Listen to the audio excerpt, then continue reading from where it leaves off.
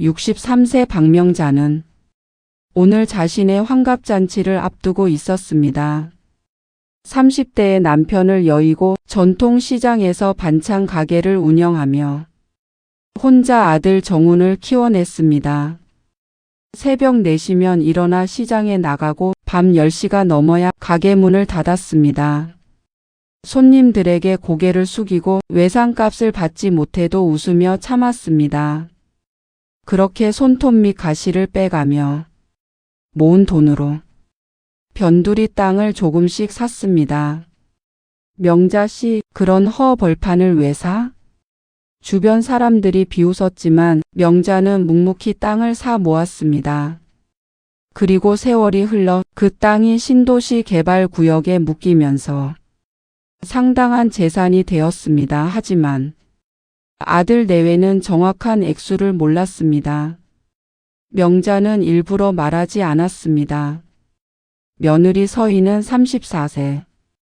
대기업 임원 출신 친정 부모를 둔 그녀는 모든 것을 사진과 수준으로 판단했습니다.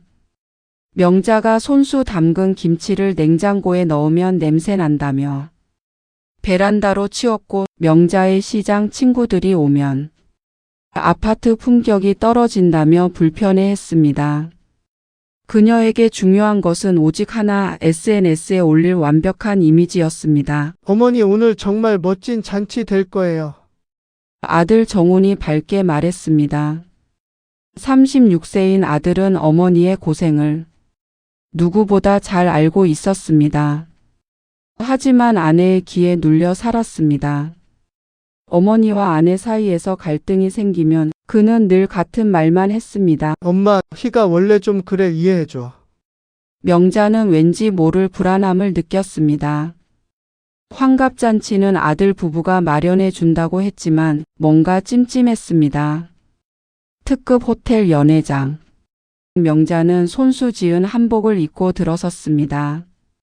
30년 전 남편 장례식 때 입었던 그 한복을 정성껏 손질해서 오늘을 위해 준비했습니다.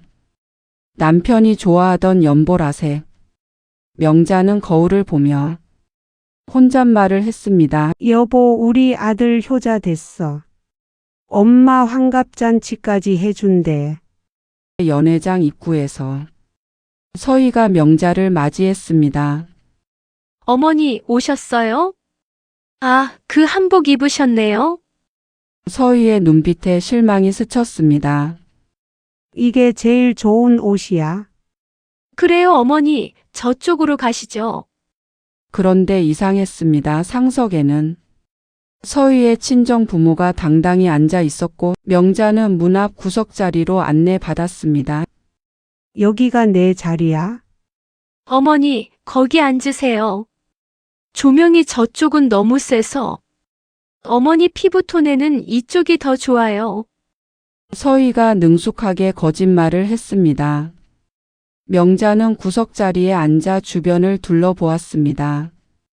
낯선 얼굴들 뿐이었습니다. 저기, 내 친구들은? 아, 어머니 인원이 초과돼서요. 호텔 규정상 100명까지만 가능하대요. 하지만 명자의 눈에는 보였습니다. 연회장 한쪽에 앉아 있는 서희 친정 쪽 친척들. 명자가 평생 함께한 시장 상인 친구들 대신 서희의 인맥으로 잔치가 채워진 것입니다.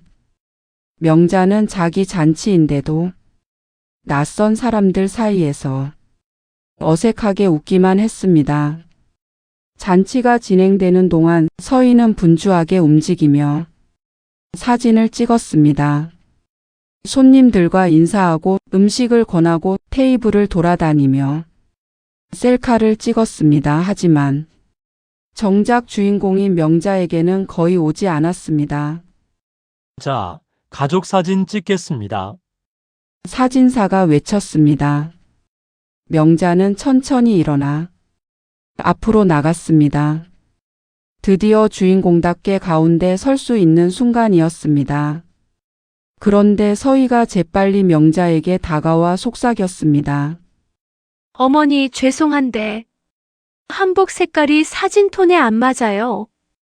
저희가 테마를 파스텔로 잡았는데 어머니 한복은 너무 진해서 저쪽 뒤로 빠지세요. 뒤로. 네, 이거 SNS에 올릴 건데 전체적인 색감이 중요하거든요. 어머니는 뒤에서 살짝만 나오시면 돼요. 좀 더 화사하게 웃으시고요. 그 순간 명자의 눈빛이 차갑게 변했습니다. 자기 환갑잔치 사진에서 뒤로 빠지라니. 한복 톤이 안 맞는다니.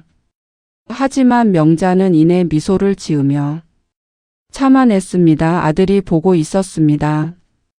손자가 보고 있었습니다. 여기서 소란을 피우고 싶지 않았습니다. 그래.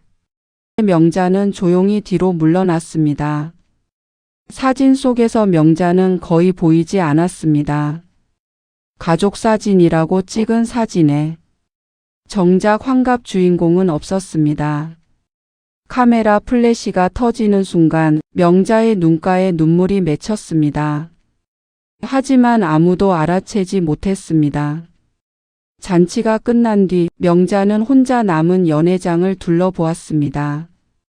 상석에는 서희 친정 부모가 앉았던 자리, 그 옆에는 아들 부부, 그리고 구석에 홀로 앉았던 자신의 자리. 내 잔치가 아니었구나. 명자는 조용히 중얼거렸습니다. 30년 시장 바닥에서 굽실거리며 살았습니다. 손님들에게 수없이 고개를 숙였고 무시도 당했습니다. 하지만 그건 생계를 위한 것이었습니다. 그런데 오늘은 달랐습니다. 자기 환갑잔치에서 자기 아들과 며느리에게 이런 모욕을 당했습니다. 명자는 핸드폰을 꺼내 서희의 SNS를 열어봤습니다. 벌써 잔치 사진들이 올라와 있었습니다. 시어머니 환갑잔치 특급 호텔 효도 가족사랑. 사진 속에는 서희와 정훈, 그리고 손자 민준이가 환하게 웃고 있었습니다. 상석에는 서희 친정 부모가 우아하게 앉아 있었습니다. 그리고 명자는 사진 구석에 흐릿하게 거의 잘려나간 채로 있었습니다. 명자는 핸드폰을 꺼버렸습니다. 그리고 빈 연회장을 천천히 걸어 나왔습니다. 현관에서 명자는 잠시 멈춰 섰습니다. 거울에 비친 자신의 모습을 보았습니다. 남편이 좋아하던 연보라색, 한복 톤이 안 맞는다던 그 한복. 여보. 나 바보처럼 살았네. 명자의 목소리가 떨렸습니다. 30년을 애 하나 키우려고. 내 자존심은 다 어디다 버렸을까? 이제는 나를 위해 살아야겠다. 명자는 조용히 중얼거리며 호텔을 나섰습니다. 그날 밤 명자는 잠을 이루지 못했습니다. 새벽 4시 시장에 나가던 시간 명자는 일어나 조용히 옷을 갈아입었습니다. 그리고 서랍 깊숙한 곳에서 오래된 통장을 꺼냈습니다. 땅 문서와 함께. 이제 시작이야. 명자의 눈빛이 달라졌습니다. 30년 시장 바닥에서 구른 여자의 눈빛으로. 환갑잔치 일주일 후 아들 부부가 명자를 찾아왔습니다. 엄마, 우리 이번에 집 좀 넓은 데로 이사 가려고 하는데 엄마 땅을 증여받으면 대출이 더 잘 나온대. 그리고 엄마도 이제 혼자 사시면 위험하잖아. 우리랑 같이 살자. 정훈이 조심스럽게 말했습니다. 명자는 망설였지만 결국 고개를 끄덕였습니다. 손자 민준이가 보고 싶기도 했고 정말 아들이 자신을 걱정하는 줄 알았습니다. 한 달 후 명자는 아들 부부의 30평대 아파트로 이사했습니다. 작은 방 하나가 명자의 공간이었습니다. 시장에서 가져온 살림살이들은 대부분 버려야 했습니다. 어머니, 이런 낡은 물건들은 집 분위기를 다운시켜요. 서희가 명자의 오래된 밥상을 쓰레기 봉투에 넣으며 말했습니다. 그 밥상은 남편과 함께 쓰던 것이었습니다. 동거가 시작되자 균열은 빠르게 드러났습니다. 명자가 정성껏 담근 김치를 냉장고에 넣자 서희는 인상을 찌푸렸습니다. 어머니, 이 김치 냄새 너무 심한데요? 베란다에 두세요. 냉장고가 다 냄새 나잖아요. 김치는 원래 냄새가 나는 제발요. 민준이 친구가 집에 놀러 와서 냄새 난다고 민준이가 놀림받으면 어떡해요? 명자의 김치는 베란다로 격리됐습니다. 저녁 시간 명자가 거실에서 TV를 켜고 뉴스를 보고 있었습니다. 서희가 다가와 리모컨을 냉큼 집어들었습니다. 어머니, 민준이 공부하는 시간이에요. TV는 교육에 안 좋대요. 그럼 나는 어머니 방에서 보시면 되잖아요. 방에는 TV가 없었습니다. 명자는 할 말을 잃었습니다. 며칠 후 명자의 시장 친구 순덕이가 방문했습니다. 40년 지기 친구였습니다. 명자는 오랜만에 밝은 표정으로 친구를 맞이했습니다. 명자야, 그동안 어떻게 지냈어? 환갑잔치 후로 소식이 없길래. 두 사람이 거실에서 이야기를 나누던 중 서희가 퇴근해서 들어왔습니다. 순덕이를 본 서희의 표정이 굳었습니다. 어머니, 손님 오시면 미리 말씀해 주셔야죠. 집이 정리가 안 됐는데. 아, 죄송합니다. 제가 갑자기 와서. 순덕이가 황급히 일어났습니다. 아니야, 괜찮아. 앉아. 명자가 만류했지만 순덕이는 불편한 기색으로 곧 떠났습니다. 명자는 친구를 배웅하며 미안함에 고개를 숙였습니다. 그날 저녁 서희가 정훈에게 말했습니다. 여보, 어머니한테 말씀드려. 손님 오시기 전에 미리 연락하시라고. 이 아파트 품격이 있는데 시장 아줌마들 드나들면 이웃들이 뭐라고 생각하겠어. 정훈은 망설이다가 결국 어머니에게 전했습니다. 엄마, 손님 오시면 미리 연락 좀 해줘. 휘가 좀 깔끔한 성격이잖아. 명자는 대답하지 않았습니다. 그저 방으로 들어가 문을 닫았습니다. 밤이 깊었습니다. 명자는 잠이 오지 않아 거실로 나왔습니다. 소파에 놓인 서희의 핸드폰이 불을 밝히고 있었습니다. 충전하려다 그냥 둔 것 같았습니다. 명자는 그냥 지나치려다가 화면에 떠 있는 카톡 메시지를 보고 말았습니다. 언니, 시어머니 땅만 넘어오면 바로 요양원 보내고 강남 가는 거야, 크크크. 대박. 근데 시어머니가 쉽게 줄까? 치매 걸린 것 같다고 연기하면 돼. 정신 온전할 때 빨리 증여받아야지. 명자의 손이 떨렸습니다. 핸드폰을 조용히 내려놓고 명자는 자신의 방으로 돌아갔습니다. 그리고 조용히 중얼거렸습니다. 30년 시장 바닥에서 구른 내가 카톡 하나에 속을 줄 알았어?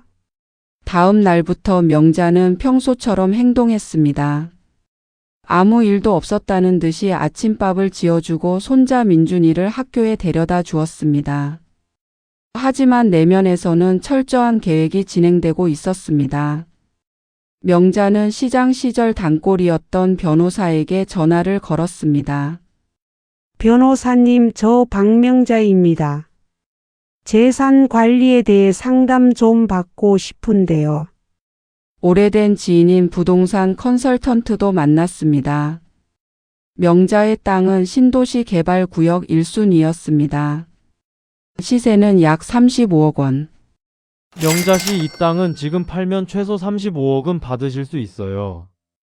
개발 시작되면 더 오르겠지만 지금도 충분히 좋은 가격이죠. 명자는 고개를 끄덕였습니다. 그리고 아들 부부 몰래 독립적인 노후 자금 계좌를 개설했습니다. 한편 명자는 며느리의 본색을 확인하기 위해 일부러 연기를 시작했습니다. 여기가 어디지? 아, 맞다. 우리 집이구나. 거실에서 멍하니 서 있는 명자를 본 서희의 눈이 반짝였습니다. 어머니, 괜찮으세요? 응? 아, 괜찮아. 요즘 깜빡깜빡하네. 그날 저녁 서희는 정훈에게 속삭였습니다. 여보, 어머니 치매 기운 있는 것 같아. 빨리 증여 절차 밟아야겠어. 나중에 판단 능력 없다고 하면 안 되잖아. 정훈은 불안한 표정으로 고개를 끄덕였습니다. 그리고 다음날 명자에게 조심스럽게 꺼냈습니다. 엄마 명의 땅 있잖아. 그거 세금 관리가 복잡하니까 우리한테 증여하는 게 어때? 우리가 잘 관리할게. 그래야 하나? 명자가 멍하니 물었습니다. 응, 엄마. 그게 나중에 상속세도 안 나오고 좋아. 그럼? 생각 좀 해볼게. 서희는 기뻐하며 정훈에게 윙크를 보냈습니다. 며칠 후 서희는 더 직접적인 카드를 꺼냈습니다. 초등학생 손자 민준이를 이용하기 시작한 것입니다. 민준아, 할머니한테 가서 이렇게 말해봐. 할머니 땅 주면 미국 유학 갈 수 있대요. 순수한 민준이는 엄마의 말을 그대로 따랐습니다. 할머니, 엄마가 그러는데 할머니 땅 주면 미국 유학 갈 수 있대요. 저 미국 가고 싶어요. 명자의 가슴이 찢어졌습니다. 아이는 아무것도 모른 채 부모에게 이용당하고 있었습니다. 명자는 민준이를 무릎에 앉히고 조용히 말했습니다. 민준아, 할머니가 너한테 줄 가장 큰 선물은 땅이 아니란다. 그럼 뭐예요? 사람을 함부로 대하지 않는 법이야. 그게 진짜 공부란다. 민준이는 고개를 갸우뚱했지만 명자의 눈빛에서 뭔가 다른 것을 느꼈습니다. 그날 밤 정훈이 회사에서 돌아와 심각한 표정으로 말했습니다. 희야, 회사에서 구조 조정한대. 나도 명단에 있을 수 있어. 서희의 얼굴이 창백해졌습니다. 그럼 어떡해? 대출금은? 우리 강남 이사 계획은? 그러니까 엄마 땅을 빨리 받아야 해. 그걸 담보로 대출을 더 받아서 버텨야 돼. 둘은 더욱 조급해졌습니다. 그리고 명자에게 노골적으로 증여를 요구하기 시작했습니다. 엄마, 우리 지금 힘들어. 엄마 땅 좀 우리한테 줘. 나중에 꼭 효도할게. 명자는 여전히 멍한 표정으로 대답했습니다. 그래. 알았어. 다음 주에 법무사 만나자. 서희와 정우는 환호했습니다. 드디어 35억 원짜리 땅이 자신들 것이 되는 순간이었습니다. 하지만 명자는 그들이 보지 못하는 곳에서 전혀 다른 준비를 하고 있었습니다. 명자는 사회복지사를 만나 독립생활 계획을 상담했습니다. 최고급 실버타운 입주 조건도 알아봤습니다. 그리고 땅을 매각할 부동산 중개인과도 비밀리에 접촉했습니다. 명자 씨, 정말 파실 거예요? 이 땅은 나중에 더 오를 수도 있는데. 괜찮아요. 지금이 적기예요. 명자의 눈빛은 확고했습니다. 약속된 날이 다가왔습니다. 법무사 사무실에서 만나기로 한 날. 서희는 새 옷을 입고 화장을 진하게 했습니다. 정호는 긴장된 표정으로 서류를 챙겼습니다. 하지만 명자는 나타나지 않았습니다. 그날 명자는 법무사 사무실이 아닌 다른 곳에 있었습니다. 바로 부동산 중개사무소. 네, 계약서에 서명하시면 일주일 내로 잔금 처리됩니다. 명자는 떨리는 손으로 서명했습니다. 35억 원짜리 땅이 매각되는 순간이었습니다. 한편 법무사 사무실에서 기다리던 서희와 정우는 명자에게 전화를 걸었습니다. 엄마 어디야? 지금 법무사 사무실에서 기다리고 있는데. 아, 나 그거 취소할게. 네? 땅은 이미 팔았어. 오늘 아침에. 전화기 너머로 서희의 비명 소리가 들렸습니다. 어머니. 그게 무슨 말씀이세요? 말 그대로야. 땅 팔았어. 명자의 목소리는 차분했습니다. 엄마, 우리랑 상의도 없이 어떻게 그럴 수가 있어? 정훈이 다급하게 외쳤습니다.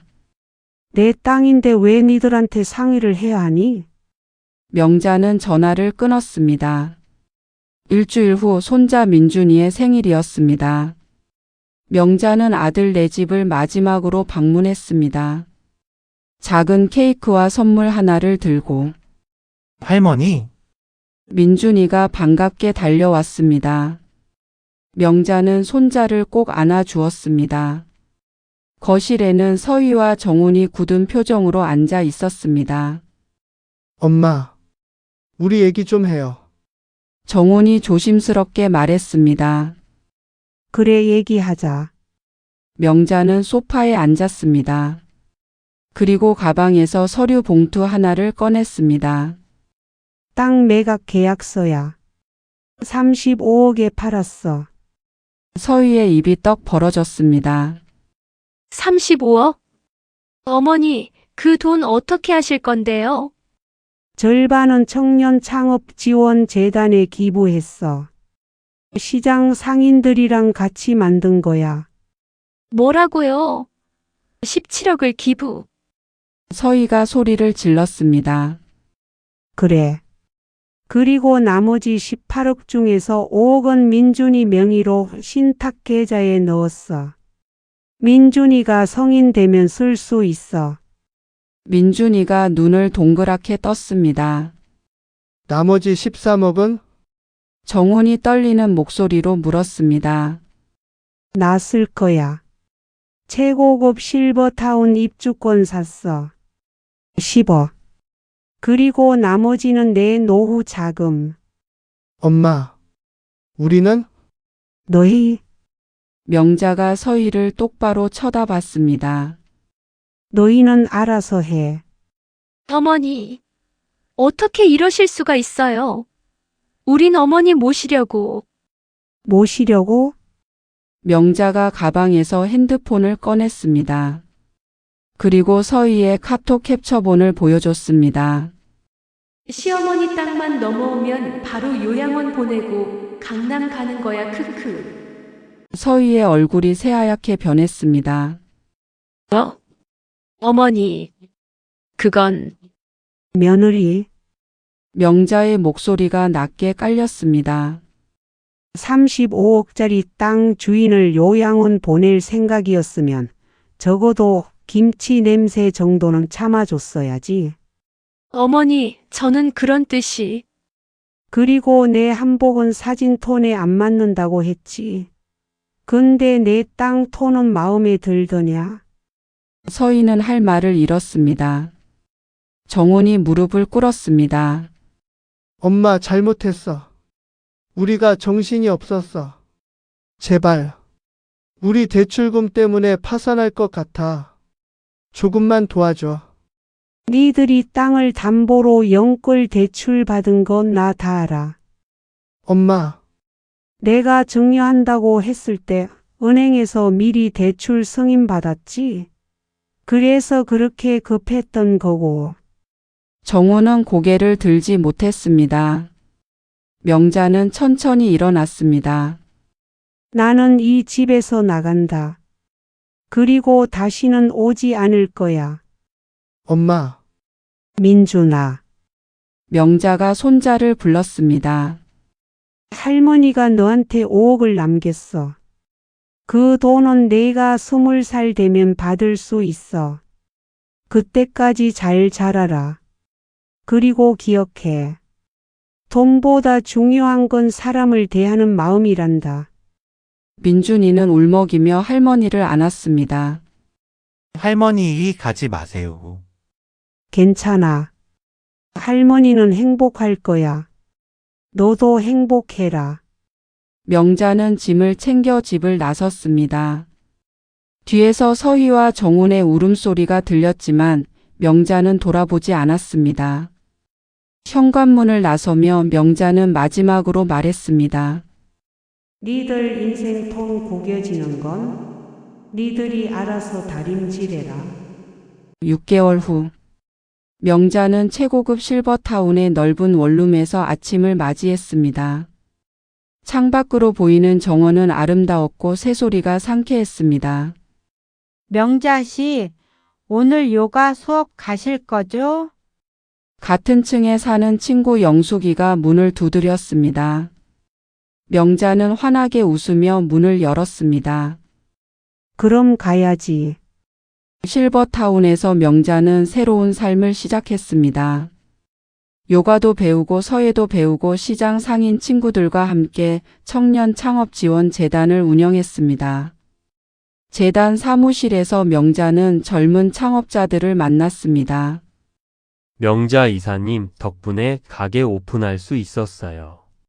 정말 감사합니다. 괜찮아. 너희들이 잘 되는 게 우리한테도 기쁨이야.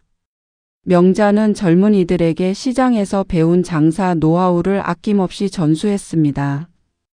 그들은 명자를 시장 대모님이라고 불렀습니다. 어느 주말 명자는 작은 한옥 카페를 열었습니다. 실버타운 근처에 마련한 조그만 공간. 시장에서 쓰던 오래된 밥상과 그릇들을 가져다 놓았습니다. 할머니, 민준이가 달려왔습니다. 명자는 손자를 반갑게 맞이했습니다. 민준아, 잘 지냈어? 네. 할머니 보고 싶었어요. 명자와 민준이는 매주 주말 이곳에서 만났습니다. 아들 부부의 허락을 받아서였습니다. 단 아들 부부는 명자의 허락 없이는 방문할 수 없다는 규칙이 있었습니다. 민준아, 오늘은 김치 담그는 법 가르쳐 줄게. 우와, 정말요? 카페 마당에는 작은 텃밭이 있었습니다. 명자와 민준이는 함께 배추를 다듬고 양념을 버무렸습니다. 민준아, 좋은 김치는 소금이 적당히 들어가야 해. 왜요? 사람도 마찬가지야. 너무 싱거우면 무시당하고 너무 짜면 아무도 안 먹지. 명자가 민준이의 머리를 쓰다듬으며 말했습니다. 딱 적당히 내 존엄을 지킬 만큼만 단단해야 돼. 존엄이 뭐예요? 자기 자신을 소중히 여기는 거야. 누가 뭐라고 해도 흔들리지 않는 마음. 민준이는 고개를 끄덕였습니다. 완전히 이해하지는 못했지만 할머니의 말에는 뭔가 특별한 힘이 있었습니다. 오후가 되자 예상치 못한 방문객이 찾아왔습니다. 아들 정훈이었습니다. 엄마, 정훈은 초췌한 모습이었습니다. 6개월 사이에 많이 늙어 보였습니다. 민준아, 안에 가서 케이크 좀 꺼내올래? 명자가 손자를 안으로 들여보냈습니다. 그리고 정훈과 마주 앉았습니다. 어떻게 왔니? 엄마, 미안해. 정말 미안해. 정훈이 고개를 숙였습니다. 희랑 이혼했어. 아니, 희가 나한테 이혼 요구했어. 내가 회사에서 잘리고 빚만 남으니까. 명자는 아무 말도 하지 않았습니다. 엄마가 옳았어. 나는 정말 바보였어. 아내만 보고 엄마를 못 봤어. 지금 와서 그런 말 한다고 해서 뭐가 달라지니? 명자의 목소리는 차가웠습니다. 엄마, 나 다시 시작하려고 해. 작은 회사에 취직했어. 월급은 적지만 민준이랑 둘이서 살 거야. 그래. 엄마한테 용서 받으려고 온 건 아니야. 그럴 자격도 없는 거 알아. 그냥 엄마가 건강하게 지내시는 거 보고 싶었어. 그리고 고맙다고 말하고 싶었어. 고맙다니? 민준이한테 남겨준 돈. 그거 덕분에 민준이 학비는 걱정 없어. 그리고 엄마가 나한테 마지막으로 가르쳐 준 거. 자존심이야. 명자의 눈가가 살짝 붉어졌습니다. 하지만 여전히 표정은 굳어 있었습니다. 엄마, 나는 이제 다시는 누구한테 의지하지 않고 살 거야. 민준이한테도 가르칠 거야. 사람은 스스로 설 수 있어야 한다고. 명자는 천천히 입을 열었습니다. 정훈아, 응, 엄마. 용서는 할 수 있어. 그런데 다시 같이 살 수는 없어. 알아, 엄마. 엄마도 인생이 있단다. 이제는 나를 위해 살고 싶어. 정훈이 고개를 끄덕였습니다. 엄마, 그래도 가끔 이렇게 찾아와도 돼? 명자는 잠시 망설이다가 대답했습니다. 민준이 데리고 올 때만. 그리고 미리 연락하고. 그럴게, 엄마. 고마워. 정훈이 일어나 깊게 인사했습니다. 명자는 아들의 뒷모습을 바라보며 가슴 한쪽이 찡해지는 것을 느꼈습니다. 하지만 후회는 없었습니다. 민준이가 케이크를 들고 나왔습니다. 할머니, 아빠 벌써 가요. 응, 아빠 바쁘대. 할머니, 엄마랑 아빠가 이혼했어요. 근데 아빠가 그러는데 할머니 덕분에 제가 학교 계속 다닐 수 있대요. 그래. 민준아, 힘들지? 처음엔 힘들었는데 지금은 괜찮아요. 아빠가 열심히 일하고 저도 열심히 공부하기로 했어요. 할머니처럼 강해지고 싶어요. 명자는 손자를 꼭 안아주었습니다. 넌 이미 강해, 민준아. 해질녘 카페 마당에서 명자는 혼자 앉아 노을을 바라보았습니다. 인생 63년. 30년을 시장에서 굽실거리며 살았고 30년을 자식 뒷바라지하며 살았습니다. 하지만 이제는 달랐습니다. 누구의 엄마도 누구의 며느리도 아닌 그냥 박명자로 사는 삶. 싱거우면 무시당하고 짜면 아무도 안 먹지. 명자는 자신에게 중얼거렸습니다. 나는 딱 적당했어. 내 존엄을 지킬 만큼만. 카페 안에서는 단골 손님들이 명자가 끓인 된장찌개를 먹으며 웃고 있었습니다. 시장 친구들이 놀러 와서 화투를 치고 있었습니다. 청년 창업자들이 사업 상담을 하러 왔습니다. 이곳은 명자의 세계였습니다. 누구에게도 눈치 보지 않는 오롯이 자신의 공간. 남편도 자식도 없는 노년이 쓸쓸할 줄 알았지만 전혀 그렇지 않았습니다. 오히려 처음으로 자유로웠습니다. 명자는 핸드폰을 꺼내 예전 사진들을 넘겨보았습니다. 환갑잔치 날 구석자리에 앉아 어색하게 웃던 자신의 모습. 한복이 사진톤에 안 맞는다고 뒤로 빠지라던 그날. 그때 내가 참지 말고 바로 나올 걸 그랬나? 잠깐 후회가 스쳤지만 이내 고개를 저었습니다. 아니야. 그때가 있었으니까 지금이 있는 거지. 명자는 사진을 삭제했습니다. 그리고 새로운 사진을 찍었습니다. 노을을 배경으로 환하게 웃는 자신의 모습. 이번엔 진짜 웃음이었습니다. 카페 안으로 들어가며 명자는 마지막으로 생각했습니다.